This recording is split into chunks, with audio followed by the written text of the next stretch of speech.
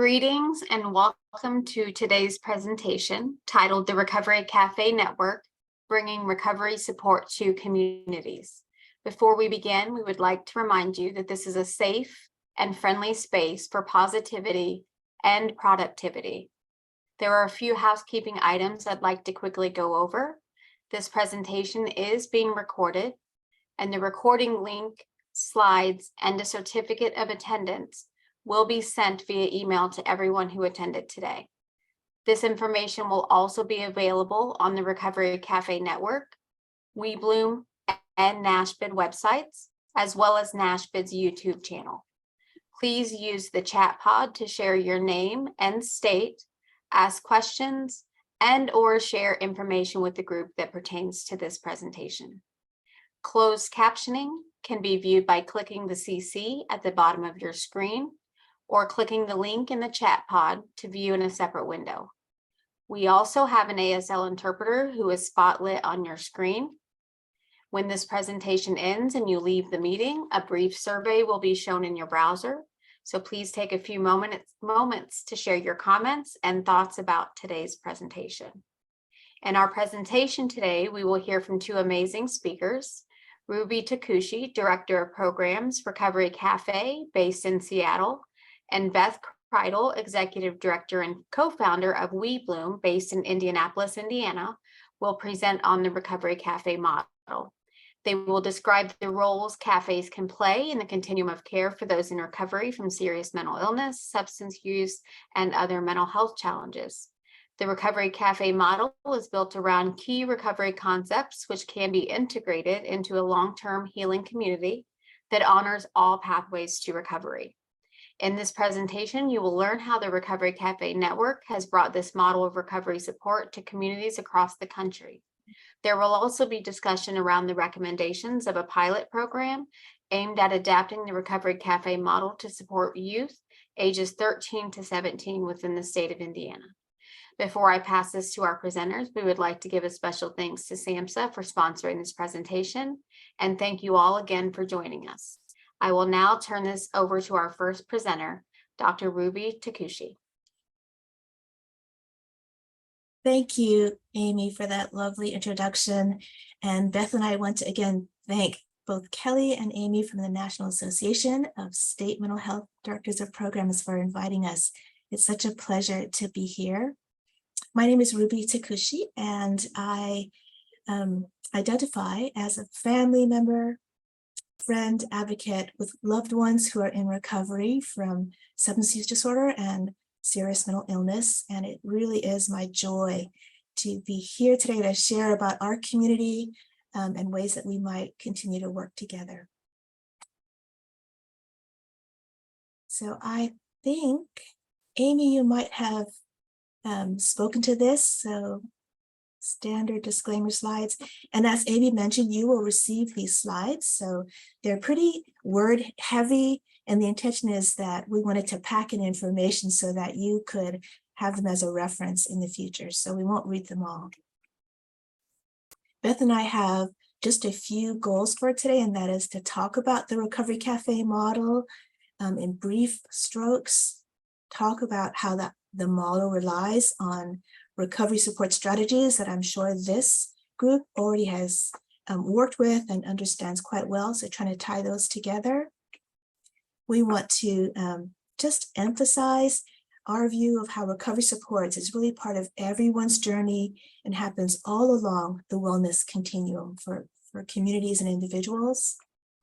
And Beth will also dive deeper into how our model, how we've piloted, putting our toe in the water, how this might look with youth communities.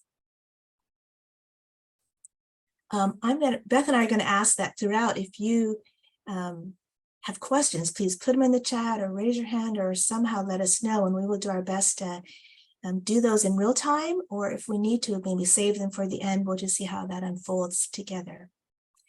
So we thought a good way to start this conversation, so we're all on the same page, was to talk about what recovery means. And it means many things to many people, but our standard definition from SAMHSA is, as you see, it's just a process of change aimed at full wellness. in the Recovery Cafe world, we also like to add that it's about choosing that journey. People get to decide what that looks like for them. It's about supporting growth and healing at all levels, however big or small that increment might be. And the goal is for people to thrive, to live from love and their truest self. So the 30-second elevator speech, what is a Recovery Cafe? Here's the short story. Here's what we say. Beth, jump in if I'm missing something. We say, Recovery Cafe, that's where I work. We're a healing recovery community. We are a place that welcomes everyone and support multiple pathways of recovery. And we are, whatever it means to you or to us or anyone in the community, about long-term recovery support and connection. So very simple, straightforward, elevator doors open, check out our website, come down anytime. The more complicated story, which I think might be of interest to this group, takes a step back and embeds us, and again, in language I know you understand, in a recovery-oriented system of care. So here's a graphic that you've seen before, I'm sure, with the individual who is working on a wellness, with a wellness goal for whatever challenge they might be facing. And around that person are layers of support, of increasing intensity or broadening intensity, of reintegration into the larger system. So what is a Recovery Cafe? It's a type of recovery community center.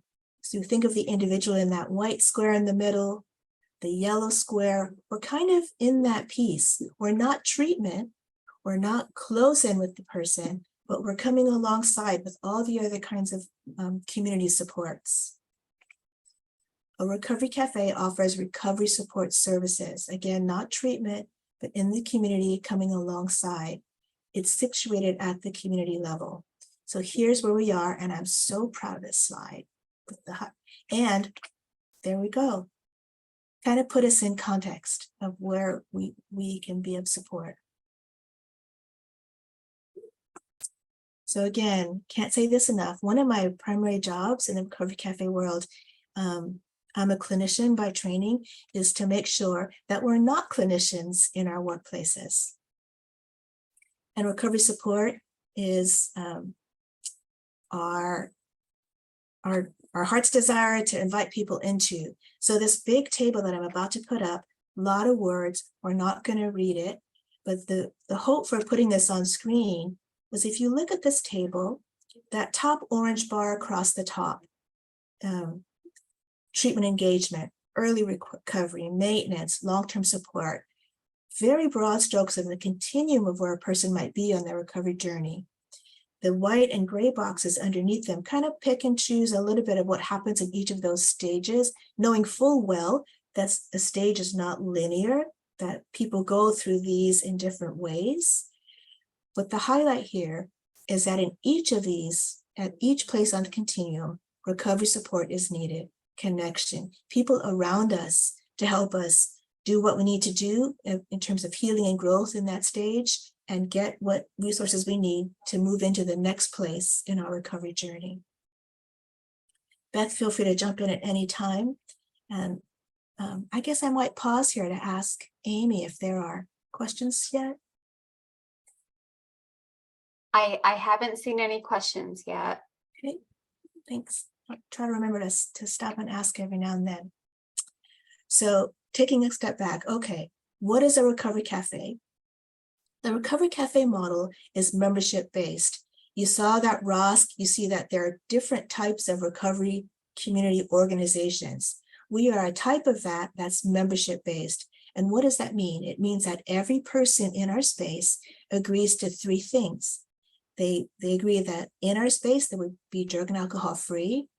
And we came to that. Our members asked us, you know, in Seattle, in our city, there are places for us to be, but we really need a place that is drug and alcohol free for this day so I can work on my recovery. Members asked us for that as we built this early on.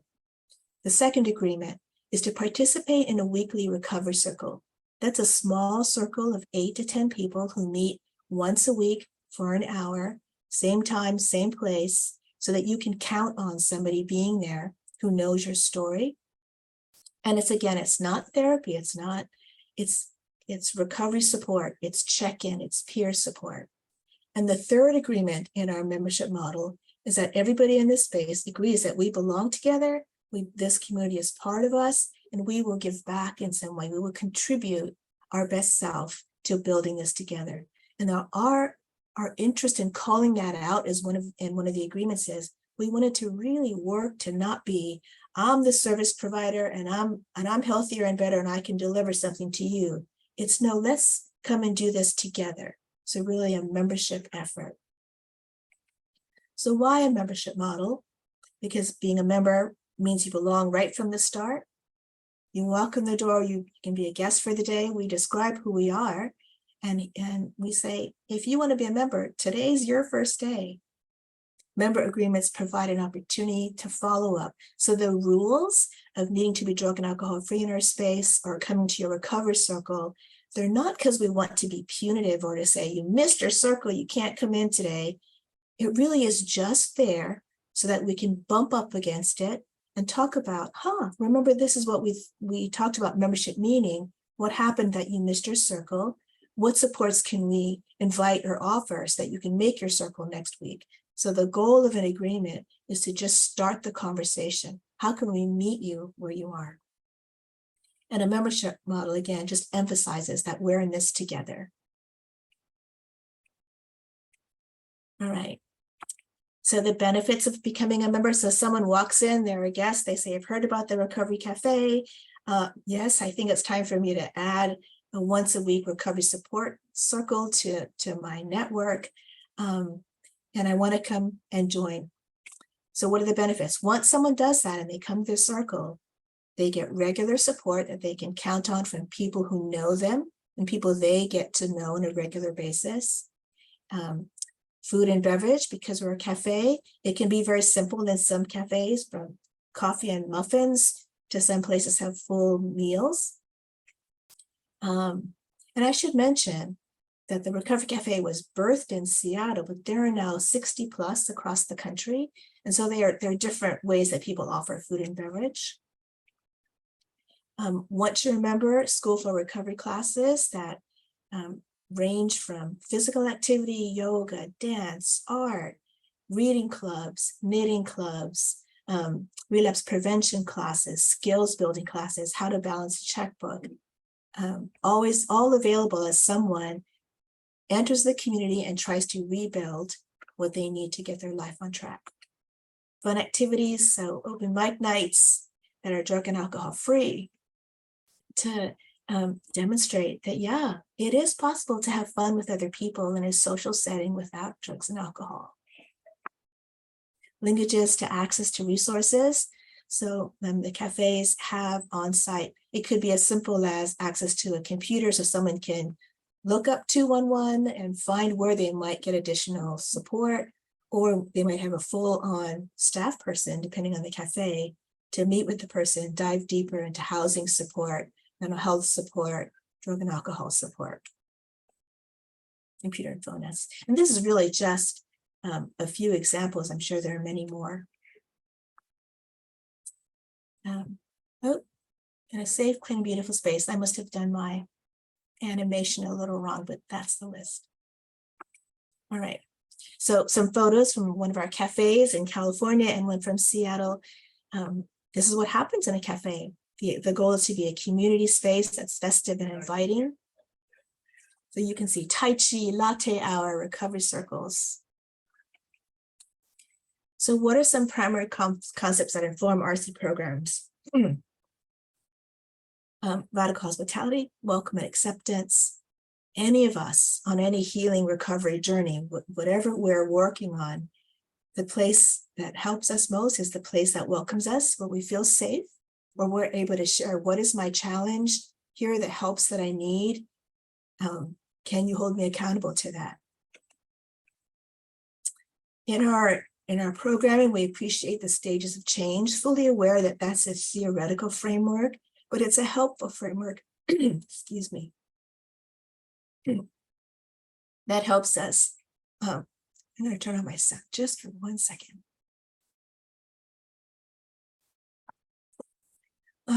just the mindset of what would you like to see different? How can we support that? Are you beginning to think about the change? Have you begun to make changes? Have you made the changes and now you need our support to keep them in place?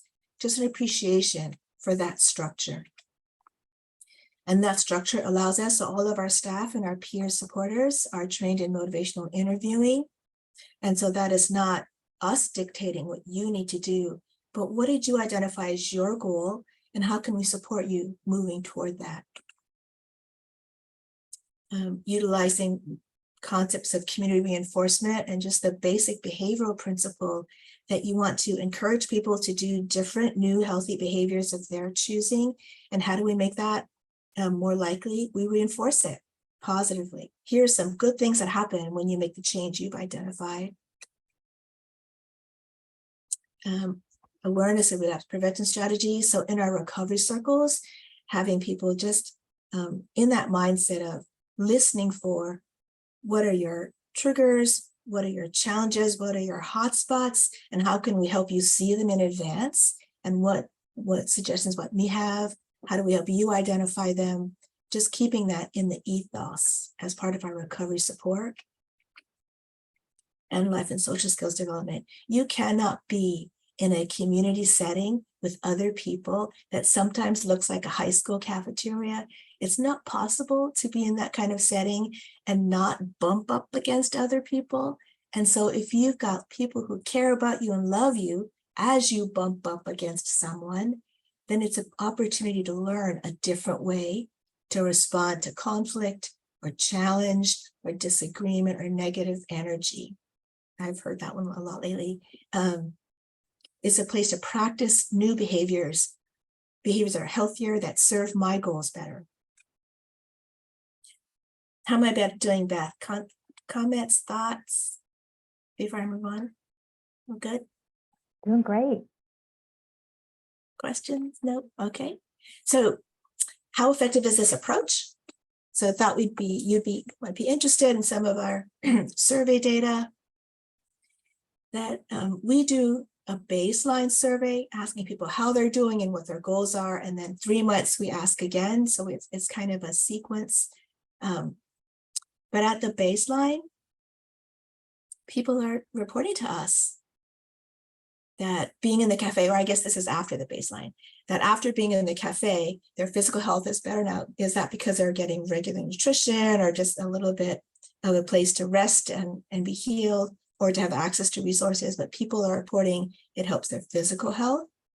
Of those members who came into the cafe needing help with their housing, a good chunk of people report that they've seen improvements in their housing.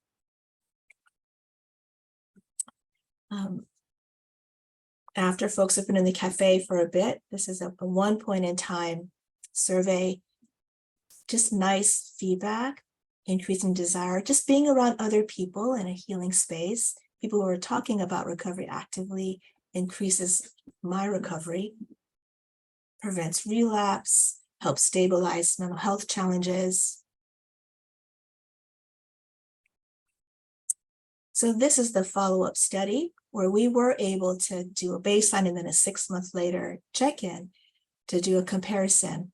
And people, 81%, 89%, that would attribute to being in the Recovery Cafe community, in their recovery circles, in classes, in the healing milieu, that it helped them prevent recurrences. And that over time, this is a 6 month window, people were able to maintain their abstinence if they were already in abstinence and reporting feeling more connected. That's almost my favorite stat, is that almost everyone reports feeling connected and attribute that to being in the cafe. Again, I don't want to read the slide to you, but you'll have these numbers as a reference. We were fortunate enough that for a brief window, and we don't usually have access to the state data, but King County in Washington State allowed us to cross-reference some information.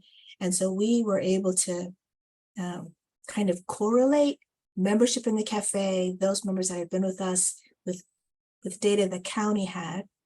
And what they reported to us, the county reported that if someone was a Recovery Cafe member, sorry, I'm not saying very clearly, Recovery Cafe members had fewer jail bookings, fewer ER visits.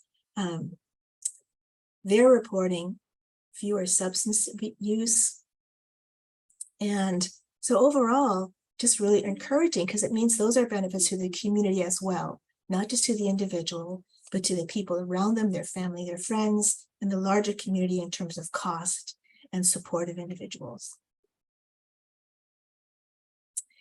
I'm seeing that our next pivot is to the youth sort of programs. Before I do that, I want to check up, winding up the adult portion. Are there questions that have come up or clarifications? Or Boo Boo, we do have a list of questions. So if you want, I can just read them one at a time. Sure, yeah. Okay, so the first question that I have here is from Justin. And he asked, what happens if someone acts up at the cafe? Great question. So all cafes sort of display prominently and talk about our guiding principles, and among them are showing respect, encouraging growth, forgiveness, compassion. And so there are staff in the milieu. If you just imagine a high school cafeteria setting, there are staff available to intervene and support and ask that person what's happening. So there's de-escalation that happens in the cafe, like a community center. Hopefully we can separate the two individuals if it's a conflict, or if it's an individual, we might pull them aside and what's going on? Remember our guiding principles, what do you need? And sometimes that's very helpful and it pulls a person back into the space. Or we might have to say sometimes, it looks like you're having trouble today, being respectful or encouraging growth in our space. Can you come back tomorrow? Why don't you take a walk and try to come back tomorrow, get some fresh air, and work it through that way. So the idea is to come alongside that person, try to navigate what the challenge is. And if it's not navigatable in the community space, invite them back. Always key. Here's how you come back. Let's talk about this tomorrow. I hope that answers your question. I'm going to guess that comes from a person who is in a community setting, and that's a very real part of day-to-day life. Mm-hmm. Thank you, Ruby. So second question, also from Justin, are all the staff at the Recovery Cafe peers, or is it a mix?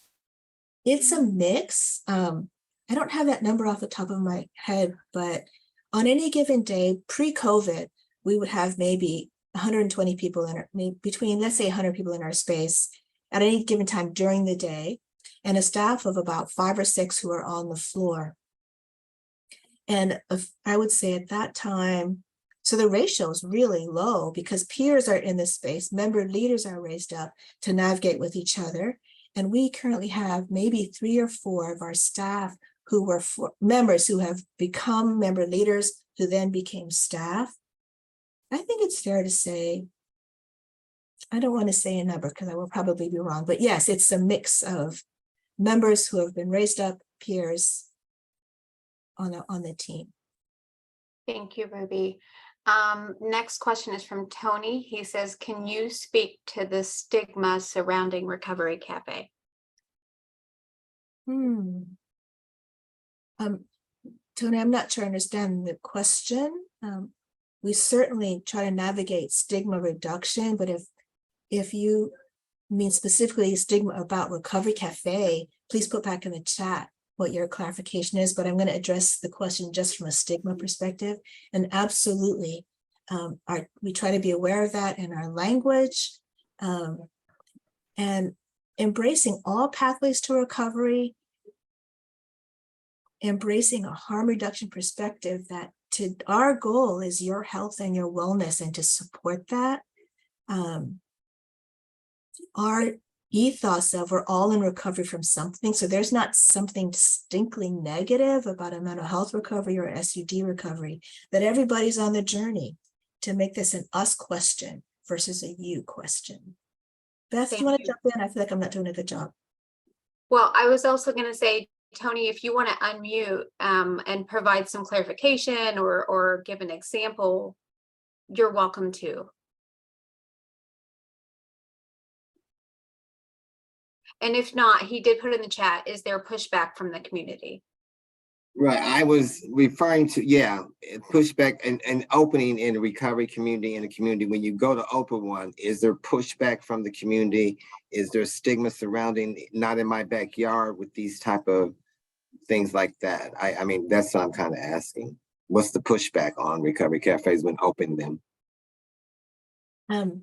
Thank you, great question. The pushback is kind of what I'm guessing you would expect and imagine, that your question comes from a place of understanding how that works. Yes, there was. We had a very difficult time when we founded in 2004, finding a location. So we eventually founded a space that nobody really wanted. We were in an industrial area that has now become pretty bougie, but at the time we had trouble. Our hope is that because there are more cafes and and recovery support itself has gotten much more energy across the country, that there's less stigma and less pushback, because we're trying to raise awareness. This is all of us, and we're in this together. So I guess I'm talking too much, but Jason, to your question, yes, it's still alive, it's still real, and we navigate that as best we can. Thank you, Ruby. We've got two more and then we can wrap up and keep moving. So the next one is from Stephanie. And she said, can you talk more about the kinds of housing issues people need assistance with? I would say, hard to speak to the global communities piece, but Stephanie, I think is who you said. At any given time in our Seattle cafes, ballpark, about 30%, 35% are unhoused, and that's probably higher post-COVID. Another 30-ish% are in transitional housing, and another 30-ish% are more permanently housed. So at any given point, our urgent emphasis when members come to us is on helping people get into housing, but that's a complicated system. But we really feel like being the recovery support, simple as being on the phone, having an email address that we can support the person to be in that, get in line for those services, is our resource support. We also feel like, even though we are not ourselves a housing provider, for those that are in transitional housing, if that's new to you, sometimes it's tricky. You might have conflicts with your neighbor, and that's where a place like the Recovery Circle can be helpful. We say to our members, if you've got, you're housed, even transitionally, you've got some challenges there, come talk to your Recovery Circle. Help us help you navigate those neighbor conflicts so that you don't lose your housing. And that is as key a part of the housing support as getting into housing in the first place. I hope that kind of addresses, it's not a straight answer, but it is certainly part of our day-to-day life. Beth, I'm guessing you have a lot to say about that in your world as well. Thank you, Ruby. Hi, everyone. I'm Beth. I will say that similar to Seattle and Indianapolis, we do have, I would say at any given time, at least 50% of our members are dealing with some kind of housing related recovery challenge.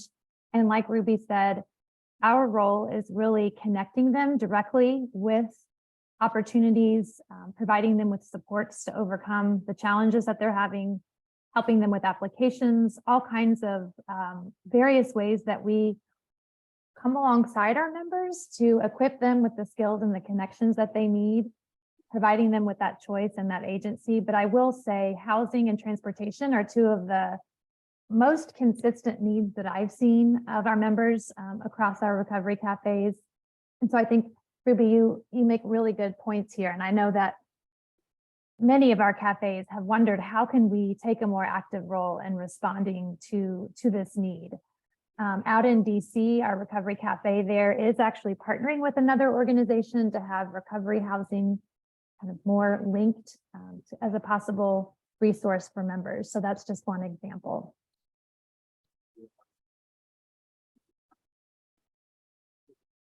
Thank you, Beth and Ruby. So last question from Brittany. I'm curious how you collect the data to show the percentages.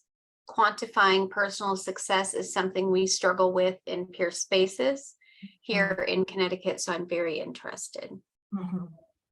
Great question. It's a work in progress, and we would welcome any new ideas from this group, but what was reported today are a point in time cross-sectional survey, a self-report.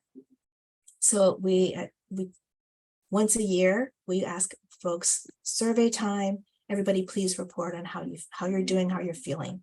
That's one bucket. Another bucket is at the beginning of a relationship with a member, at new member introduction, we do a baseline survey. And then 3 months later, then 6 months later, we give that same survey again to that individual so that we can see over time, how did their experience of us and their experience of their recovery change or not. So it's two different kinds of data sets. One is cross-sectional point in time, the other one is follow-up. But it's tricky, it's hard because people don't always come back and they're different. It's complicated. So I feel you. Reach out to me if you got suggestions for how we might do it better. I would welcome that. I hope that answers your question, Stephanie.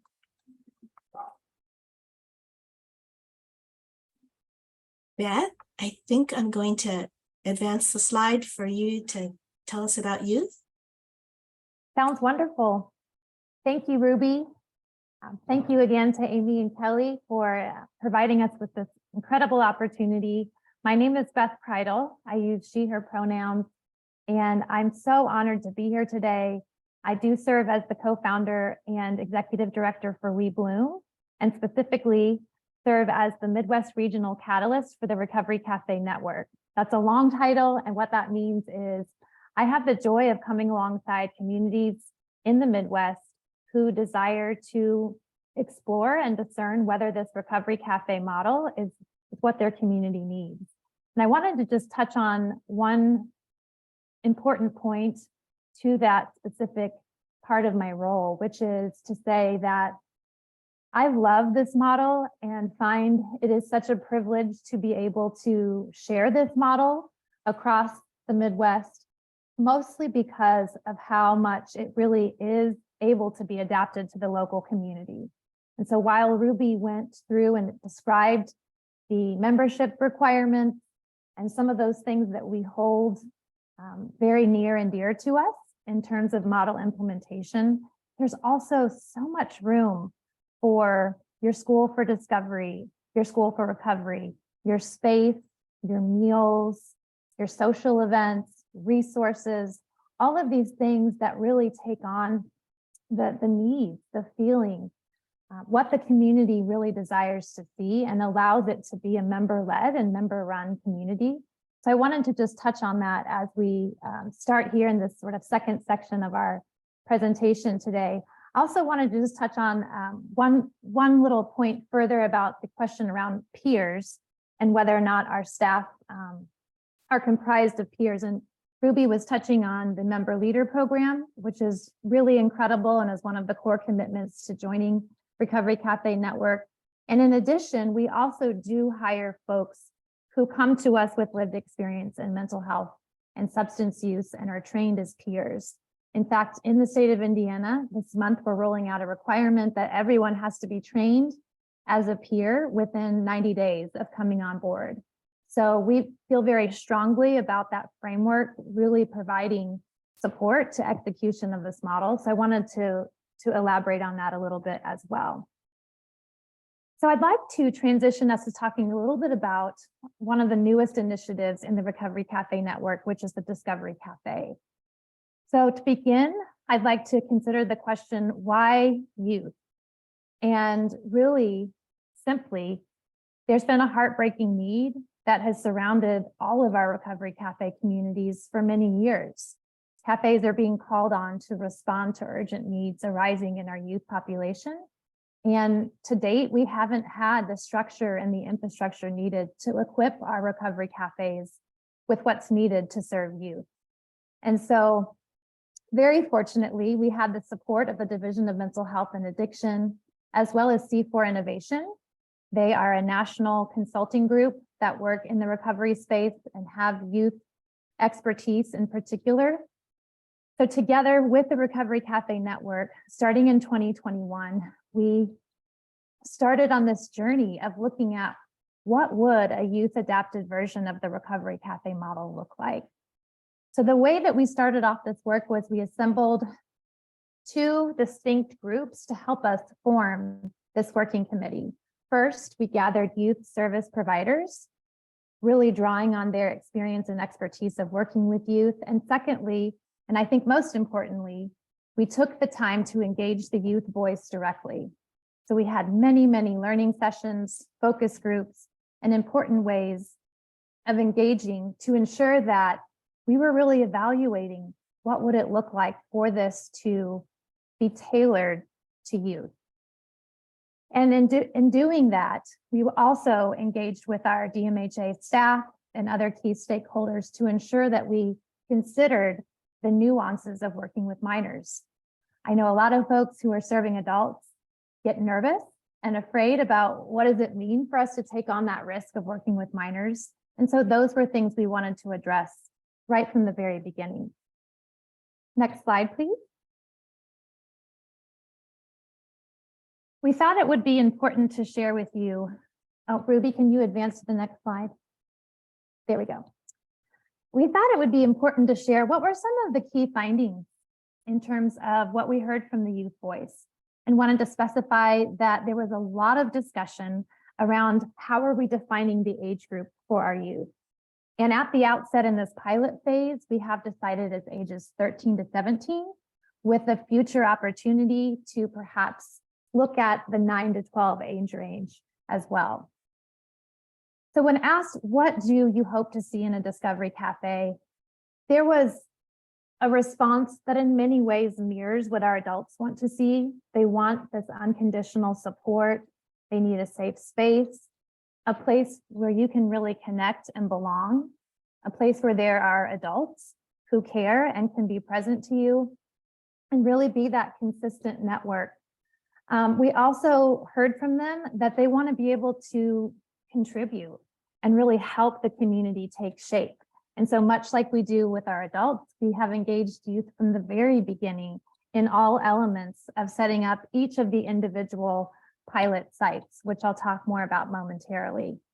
In terms of what youth want to learn in the Discovery Cafe, there was a lot around how the word discovery was important, and in part because not all youth identified as being in recovery, but still wanted to learn more about substance use, more about mental health. What does that look like for me? What does that look like in my family? How can I develop some skills and coping strategies to take care of myself and to continue to be a support within my own family and community? There was also some interest in gaining practical skills that may also support them in the future with employment, which we know in the School for Discovery, much like the School for Recovery in the adult model, is wide open in terms of the types of programming, the types of classes, the types of training that we can offer to our members. Next slide, please. So I want to pause here for a moment and share how we went about setting up this pilot program. So in addition to the stakeholder groups I mentioned to you, we did, together with the state of Indiana and the Recovery Cafe Network, select 4 distinct pilot sites in the state of Indiana. And I wanted to share with you that 2 of those sites were actually full member recovery cafes, which means they have a deep understanding of the model and are fully executing that, but we're not working with adults. So that was in Indianapolis and in Lafayette. And then 2 of our other sites were newer recovery cafes. However, they had other programs already in place that were engaging youth. And that was in Hancock County and in Kokomo. We thought it was a really great opportunity to compare what would this pilot program look like coming from those 2 different vantage points. So we set off to execute and start and launch this new youth program. And we have learned so many things along the way. So I wanted to just kind of share some of those with you here. One of them is the readiness of the staff. And I have found it's really important for the Discovery Cafes to hire distinct staff to run the youth program. So because early on we've had a requirement that Discovery Cafe implementers have to already have a recovery cafe to ensure that they really understand the model, the love, the healing, the belonging. One thing I have noticed is that it hasn't been as effective to simply take some of those recovery cafe staff and have them serve in the youth space. It's critically important to ensure that we have dedicated staff that are youth focused, and we'll talk a little bit more about what those staffing preferences and needs look like in a moment. We also need to ensure that there's plenty of startup training that is really youth focused, and also consider the location of the cafe itself, its proximity to schools and to other youth serving organizations. When we looked at adapting the model for youth, we really relied on thinking through what is developmentally appropriate, what kinds of things are really youth specific that need to be accounted for as we create a whole new operations model and really align the model with what our youth need. Thinking about things like youth culture and language. In some cases in this pilot phase, we've had to use the same space for adults that we have with the youth. And so we've seen that it really matters. What does the space look and feel like, not only for adults, but that the youth can have a space that feels, I don't know if hip is the right word, but that feels more welcoming to them and more inviting and exciting to be there. And so in a couple of our Discovery Cafes, the youth have been able to really inform the colors, the games, the setup, the food, and we've seen that that's really made a big difference. We also want to make sure that we're setting up a framework that doesn't pathologize recovery. As Ruby was mentioning before, our ethos is really surrounding this belief that as humans, we're all recovering from something. And so I think with our youth, that very naturally translates for them. It was also why that word discovery felt more inclusive and more accessible for them. Another really important piece. So in my role as Catalyst, I mentioned that I've walked alongside several communities to help them start recovery cafes. But what I've seen is so different is it takes a much greater amount of time and intentionality to engage youth in our programs. It takes time to get to the youth, to establish that trust and that relationship, to actually have them come into this space consistently. And so in the rollout of our pilot Discovery Cafes, that's something we learned, that additional time is needed. And I think that will help us as we expand this program in the very near future. Another piece is planning for transportation. As was mentioned before, for adults, transportation is also a challenge for youth. And we've seen that in certain locations of our pilot program, where there is a dedicated van or bus, it really, really helps because of course, youth have even more limitations around transportation and especially in rural areas. So this is an issue that we are addressing through writing and applying for specific grants that will allow us to hopefully access additional funds and services to be able to offer youth. Next slide, please.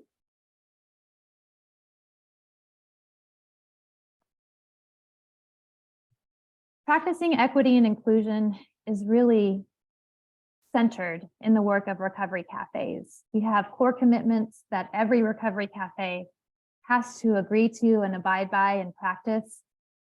And it really centers around equity and inclusion. And so naturally, in the development of the Discovery Cafe model, we also wanted to center this and really ensure that we move beyond having conversations, creating statements and policies, but really start to look at how are we messaging and languaging things? How does our space communicate inclusivity? We've seen in particular with youth that identity is even more important in a way. They're in the middle of developing their identity. And so ensuring that we have explicitly inclusive language and spaces is absolutely essential in in creating the Discovery Cafe model. We also have made sure that we've trained staff. So a lot of the startup training surrounded what does it look like to create an inclusive space. We had experts from C4 coming alongside us. We had folks who are on the ground working with youth, also helping us to create things like equity audits to ensure that we really are serious about implementing this in our work. And right alongside that is really looking at policies and procedures to ensure that we're also trauma informed. We've taken special efforts to ensure that we are a trauma-informed workplace. So not only that the services and the space and the offerings to our members are trauma-informed, but that also our staff experience a trauma-informed workplace. And there's so much to say about that. We could, of course, do several trainings just on what that means, but wanted to mention that here as well. Next slide, please. I mentioned earlier that there were certainly some workforce considerations and things that we've learned here. Trying to hire younger and near-age staff is really an important element of this. We know that youth are going to be potentially more comfortable with near-age folks, so this is something that we've certainly prioritized in our hiring. Also looking for folks who are really creative. This has been such a joy to see. I'm blown away how our Discovery Cafe program managers have come with so many of their own ideas and their own creative energies, and also been able to incorporate and really center the youth's creativity and their ideas throughout programming, throughout the look and feel. We recently have started doing some off-site visits to fun places like museums and zoos and parks and et cetera. And so really bringing that youth creative voice to the table has also made it a really exciting adventure. Reaching out to schools, we've also seen is a really important part of the growth of this program.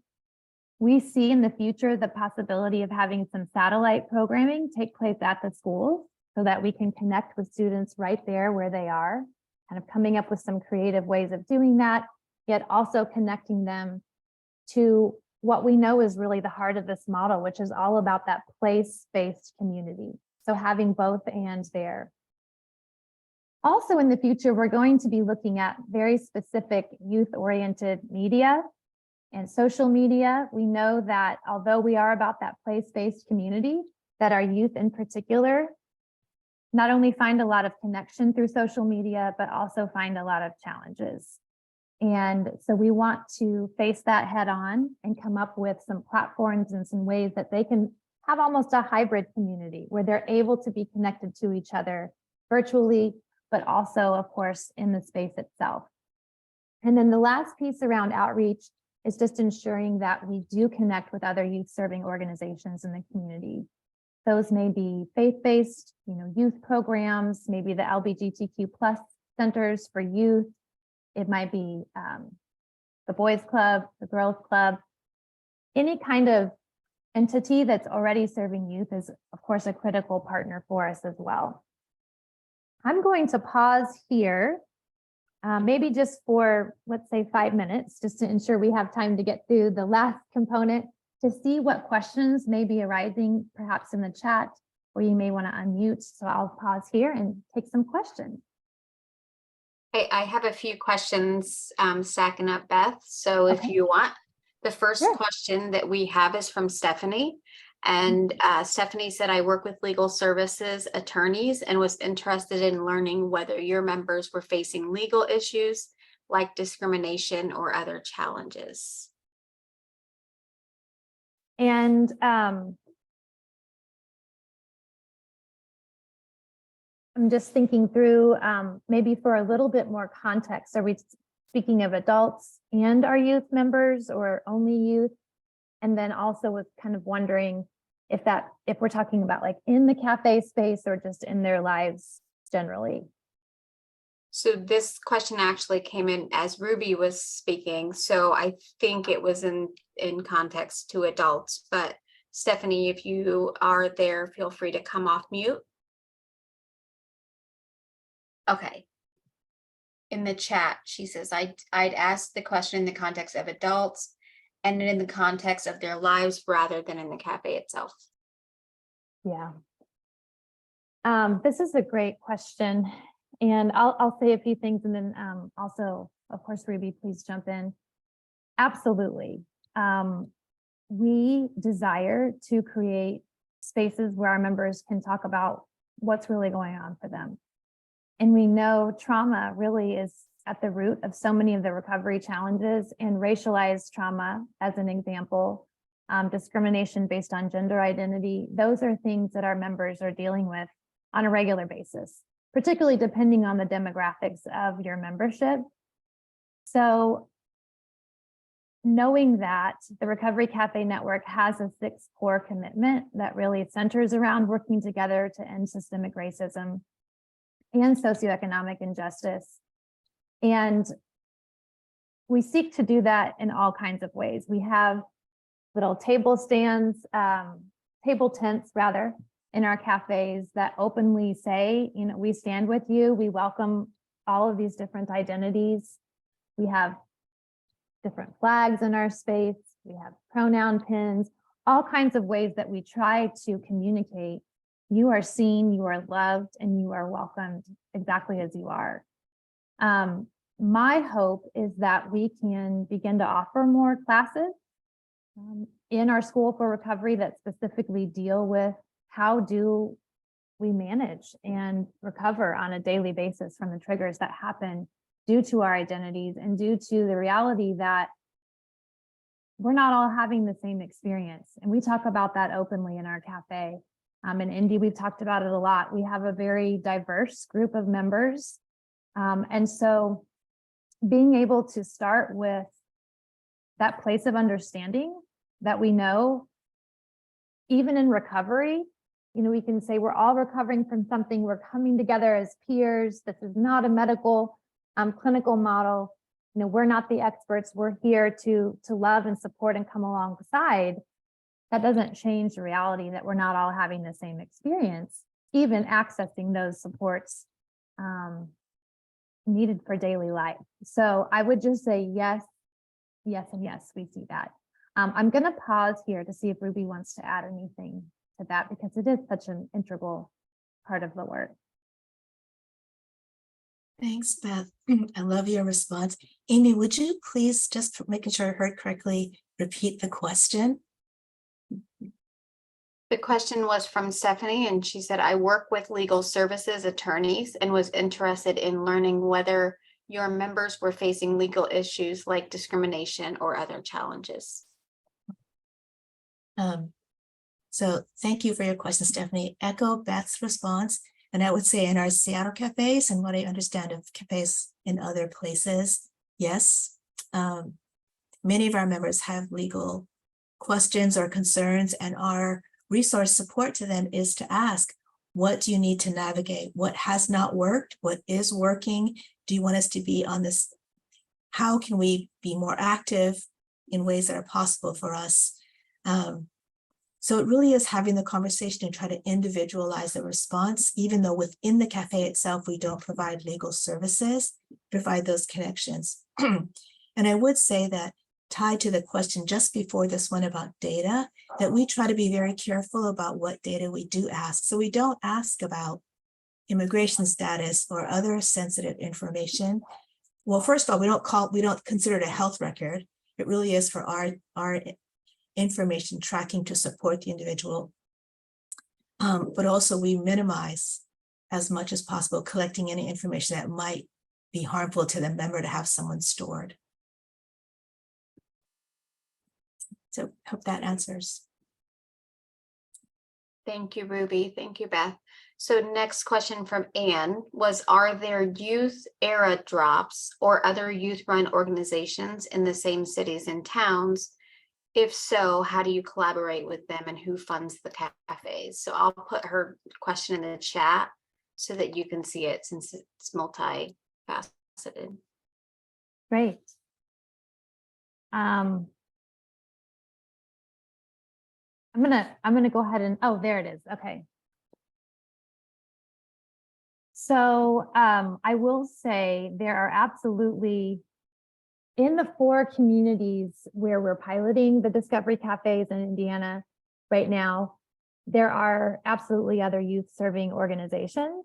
And certainly there's, more depending upon the size of the city. For example, in Hancock County, Greenfield, it's a much smaller community. So they may be one of the prominent providers of youth support. And what we have done to partner with them is to really look at how can we kind of cross-pollinate. So let's not reinvent the wheel. If there are resources and supports that we can have, say, for example, support around domestic violence or abusive relationships. We have folks who are experts in that area. And so being able to link with them, have them come and offer a workshop, a class in our School for Discovery is something that we've seen taking place already.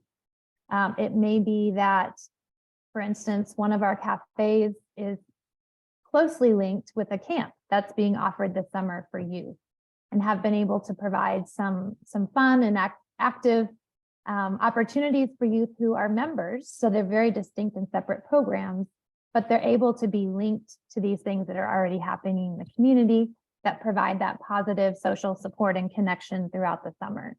So that was just just a few examples. And then who funds the Discovery Cafes? That's actually going to link me directly into the next part of our presentation. So Amy, unless there's other questions at this point, maybe we can go ahead and move on to kind of the last content area. Yes, let's do that. There's a couple more, but we can get to those after. Okay, great. So I knew somebody was thinking about it, and I'm glad to hear that, because very practically speaking, we do have to understand not only how do we fund the startup of our recovery and discovery cafes, but how can we ensure that they're sustainable over time? And there isn't a single community that I've connected with and walked alongside that doesn't have this concern and have this question. So what I will say is that, much like any other small nonprofit organization, we know that our cafes have to have a robust, diverse set of revenue streams. It's not going to look like a one-size-fits-all. So every community is going to be a little bit different. And our goal as the Recovery Cafe Network is to equip the leaders of our cafes with the tools, the knowledge, the processes that they need. So for example, we walk alongside so they can create a fundraising plan, a case statement for their grants, their matching campaigns. So we care about that from the very beginning. And there's capacity building that is involved in being a member of the Recovery Cafe Network. So we'll go to the next slide and talk a little bit more in depth about what that means. I think first and foremost, I want to say that funding really needs to be rooted within the local community in order for it to be sustainable. As you know, as you can see, the Recovery and Discovery Cafes are all about relationships. We really don't want to have transactional conversations, partnerships. We want our supporters and our funders to be linked to us in our Recovery and Discovery Cafes. So part of the way that we do that is we offer the opportunity for our funders to come in and see and interact in our space directly. We have opportunities for folks to come in and volunteer. Those might be folks from the faith-based community. They may be, maybe there's a corporate partnership where they want employees to be able to come in and interact and have opportunities to volunteer. It might be an individual who wants to give back. So everything that we're doing is really around centering that relationship to the work that we do. We want folks who believe in this movement towards love and healing and belonging and connection. So that can look like individual donors and growing that base of donors through things like breakfasts. We also have corporate sponsorship programs that are a part of our cafe. Certainly, we want to engage with our local United Way, local community foundation, faith communities. And we have all kinds of specific ways of doing that. The matching donor challenges, like I said, the fundraising events, special giving days. So there's not a magic bullet to how these are funded, but I would like to talk about one other important source of funding, if we can advance to the next slide. So I think everybody wants to know, is there government funding that can also help us get started? And I will just share that in the state of Indiana, we've been incredibly fortunate and blessed to have a partnership with the Division of Mental Health and Addiction. And through the influx of funding that was made available because of COVID, we were able to really leverage having startup funding for a lot of cafes. So we now have 14 cafes that are open in our state, with the first one starting 4 years ago, and 3 more that have recently joined the network. However, from the very beginning, the conversation is this can't be long-term funding, or at least not at this level. The idea is that this can be a way to help you start, and then hopefully over time, through engaging in the local community, applying for their grants, et cetera, that need for the government funding starts to decrease. So looking specifically, what are some of those government funding resources? Of course, we see our block grants, the mental health block grant, the substance use and prevention block grant, Recovery Works. Some of our cafes have access to community development block grants through their local city in the public service sector. Of course, ARPA funds and the CRRSAA funds, and then most recently, opioid settlement funds. So my message about funding is, do we need government funding and support? Absolutely, but that can't be the end all be all of our funding sources. And so across the national network, we've seen a whole variety of how communities come together around the funding. One other thing I want to say, and I've heard Ruby talk about this, and I thought it was really important, is that one of the membership requirements is giving back. It is about contributing your skills, your gifts and talents to the cafe. And so by design, members are really supporting the operations of the cafe in so many different ways. That may be supporting in the kitchen, serving as a greeter, welcoming folks, serving as a cafe companion, providing that hospitality in the healing milieu. It could be helping to clean the cafe space at the end of each day. So the hope was we don't need to have a large, robust staff, but still be able to connect in community with many, many, many members. So I wanted to add that element as well, because I do believe that's a distinct element of this model. You can go on to the next slide, and I'm going to turn it back over to Ruby, who will bring a few final closing remarks, and then we'll just open it up for questions. Thank you, Beth. I just have to jump in and say that this past year, where we piloted and built out the youth cafes, has been really exciting, and Beth has really been so essential in steering that and navigating that in Indiana to those 4 cafes. So thank you, Beth. So wanted to just add a slide to pull together the youth, the adult cafes, that whoever the community is, whoever the individuals are, that our goal is to create space where people belong. And so this is just a quote from our founder, and our deep belief that the cafes are not for individuals, just individuals, it's for families, neighborhoods, and serving communities, and serves all of us. So we've talked about our cafes. So just in one last slide to, if I wasn't clear earlier, that the model is what we live in each location, but that the network is all of those cafes together, and that the Recovery Cafe Network is about training and equipping in all the ways that Beth has described to help a local community identify what is the need, what is our vision, how do we start to meet that in our location. So highlighting that here. And our contact information, which you will have.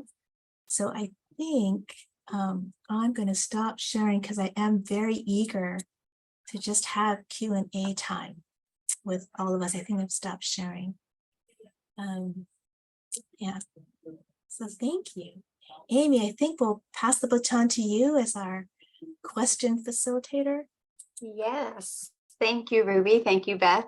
So our next question is from Tony, and he says, how are youth referred or recommended for the cafe, and is there a walk-in option? So I will start with that, and then Ruby and I will just kind of tag team on these questions if that's okay with everybody. So in this pilot phase, I think our number one resource has been the schools. While we do plan to absolutely expand our outreach efforts and become more integrated with various service providers for mental health support, for substance use support, et cetera, the schools seem like the most natural link. And we know that there's an enormous need to support the mental health of students in the schools. And yet there's incredibly low resources in terms of who can really provide that capacity. And most school counselors are swamped with administrative elements.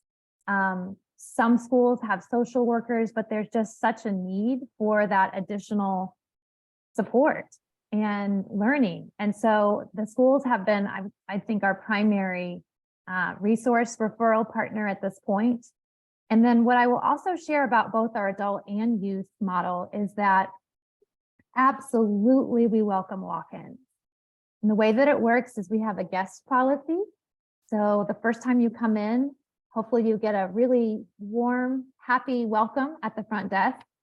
Maybe you shared a little bit about the program, and then have a member or volunteer walk you into the space, show you around a little bit, maybe introduce you to some folks, and really just have a chance to be with us in our community, hopefully sharing a meal, some coffee, maybe some games, depending on what that person feels comfortable with. And so we allow folks to come in as a guest. We say roughly up to 3 times. Some folks may need more than that if they're dealing with social anxiety or other things. But at that point, we would ask our guest to join us for what we call a new member introduction. And that's where we talk about the membership requirements. We get to know more about them, what brought them to the cafe, what things are they needing and wanting. And then we give them the choice to join our community as a member and to make those commitments. So I hope that helps answer the question. Yes, we allow walk-ins, but we're not a drop-in center. We really are about having that place for belonging and a place where people are really known, specifically in their smaller recovery circle group, as well as in the larger community. I don't know if you want to add to that, Ruby.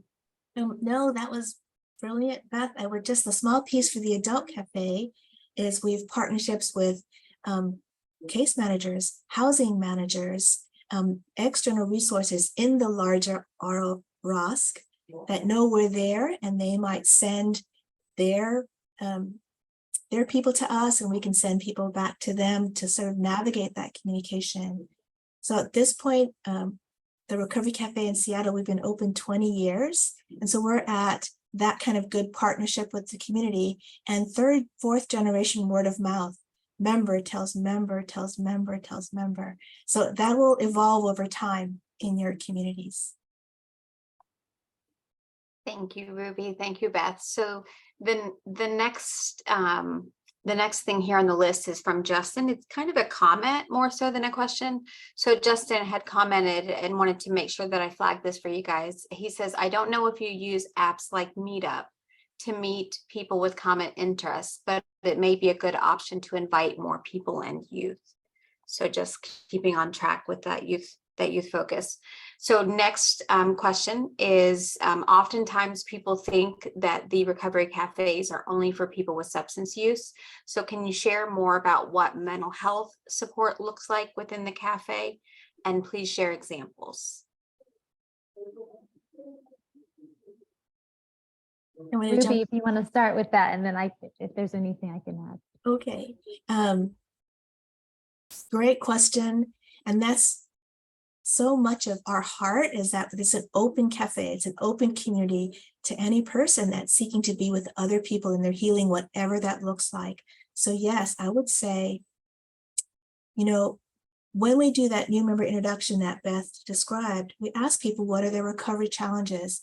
And most people, or many people, will identify a mental health challenge or a severe mental illness. And I would say on average, it's probably 60% on paper would say they have a co-occurring or a standalone serious mental illness. And that is absolutely welcomed.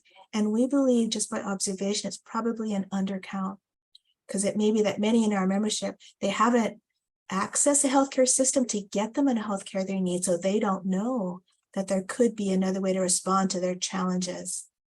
So yes, very present. Yes, very welcomed. Thank you for asking for a specific question. For example, when a person comes to the front door, they walk in, they hear the guest policy, they hear who we are, they agree to join membership, they enroll in a recovery circle.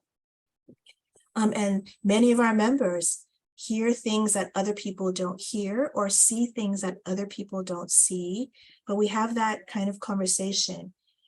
In this space, can you give and receive information in a recovery circle setting? And if the person is able to do that, even though they may also be hearing things that other people don't hear, they can still navigate a check-in. That's great. Let's come around and let's meet everybody where they are. And that's definitely possible. If it gets to the place sometimes where someone's mental health challenges get so severe, they're not able to interact with another person in a respectful, cohesive way, we will pull them aside, navigate that one-on-one, see if a contact needs to be made on their behalf with their permission to their mental health care provider. Or we may say, looks like you're struggling today. How can we support you? And can you come back another day? If I can just add a little bit to Ruby in the space of some concrete examples, I wanted to mention, I think this is one of the things about the model that's so appealing is that, as Ruby said, we do have this broadened definition of recovery. And I almost always in a new member introduction ask our new folks, you know, what's the first thing that comes to mind when you hear recovery? And most of them will say drugs and alcohol. You know, so that's an ongoing part of our outreach and education in the community about this model. And so to that end, our recovery circles take shape in the form of what we call a blended circle. So we don't necessarily separate folks by their recovery challenge. And so I think that's one way in which, as Ruby said, folks may not even be aware of some of their mental health challenges, but that lets them kind of see, connect. Oh, maybe I am really struggling with depression. Maybe there really is an issue around trauma recovery that I may need to address. So I wanted to mention that that's another way that we are supporting mental health. And then more concretely, a lot of our staff members across the network will take, for instance, the mental health first aid training, both for adults and now also for youth, so that our peers, you know, maybe the peer comes in and their lived experience is really more centered around substance use, but they can start to understand what does it look like for some of our members when they're coming into this space. Maybe they are dealing with a severe mental health challenge, and how can I best support them? Yes, we're not clinical, but we can provide supports and make sure we're making those referrals. And then also another thing I've seen in our cafes, in our School for Recovery or School for Discovery, we can offer classes and have that just teach about awareness around mental health, different coping strategies, different types of support groups that are distinctly focusing on mental health. In Indianapolis and in our state, for example, we're going to partner with Key Consumer, and they have a hotline for folks with mental health that are struggling with mental health challenges, but they also provide in-person supports. So we're also looking for those partnerships with NAMI and others to help support that recovery challenge as well. Thanks, Beth. It's such a great question. It pings my memory that maybe a few years ago, we did have a School for Recovery class that was about how to talk about your mental health challenges or not in an interview, how to explain that a couple of years in your resume are open. So trying to equip people with how to take that next step. And I would say our hope in inviting all people to the recovery language journey is to reduce stigma, to move away from. Any particular kind of diagnosis stands alone and is worse than others. It's just not, it's something we want to constantly challenge. So very welcoming space is what we hope to be. Ruby, I just wanted to add one other thing. I see a comment in the chat about nutrition, and that, you know, I just really appreciate that, because it prompted me to think about some of the holistic recovery classes that we've offered as well, that get into nutrition and get into all kinds of things in our atmosphere and our environment that absolutely affect our mental health, especially, you know, including what we put into our bodies. And so I appreciate that, because we really do bring that holistic approach to supporting recovery and wellness and healing.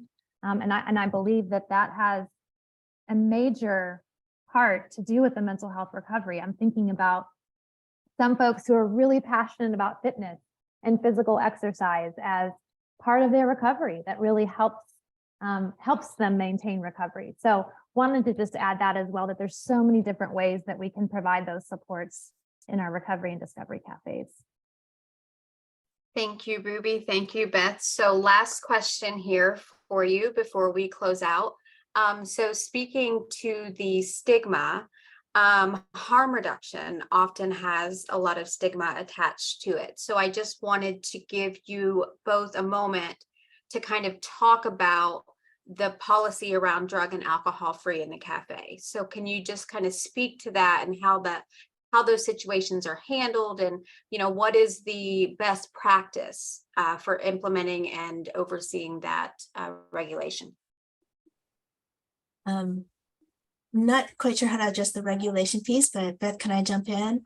And I'll speak to our hearts that we experience ourselves, and try to teach all of our staff team and our volunteers that we are a harm reduction friendly ethos community. And that is, we want to meet people where they are and minimize the risks, minimize harms. Now that is our philosophy of health and wellness, is you get to decide how you're defining your health and wellness in this moment, and we want to support you. And so we strongly want to message that even though in our community space, we ask that people be drug and alcohol free, that is not equal to us being an abstinence only approach. We know that people are in the recovery journey without being strictly abstinence. We're asking that in our space, you be drug and alcohol free. And our members, many of them are on different places on the recovery continuum, medicated assisted treatment, whatever ways they're trying to reduce their harm.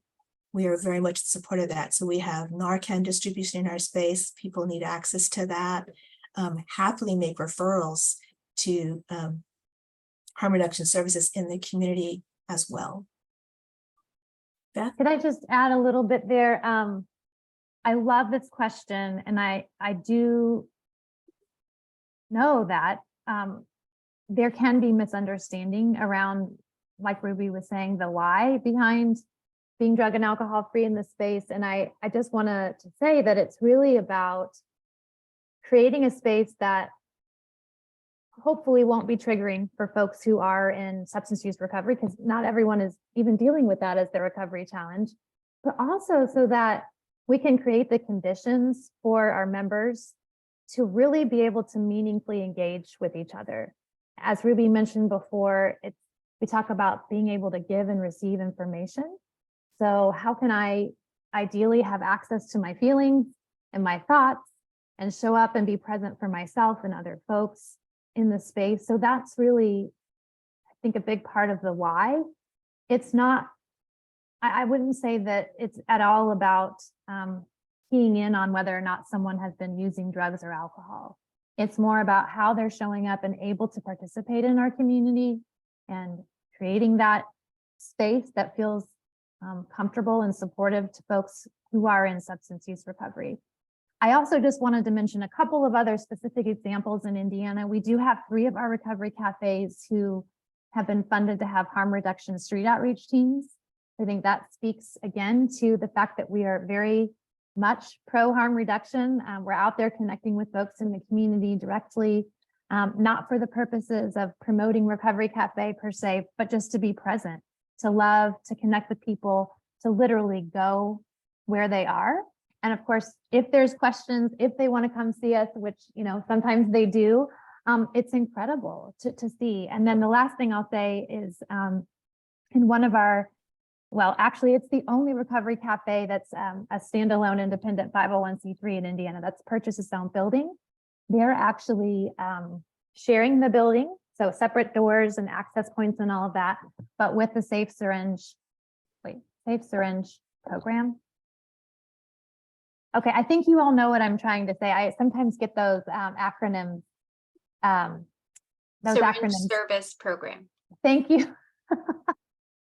The syringe service program.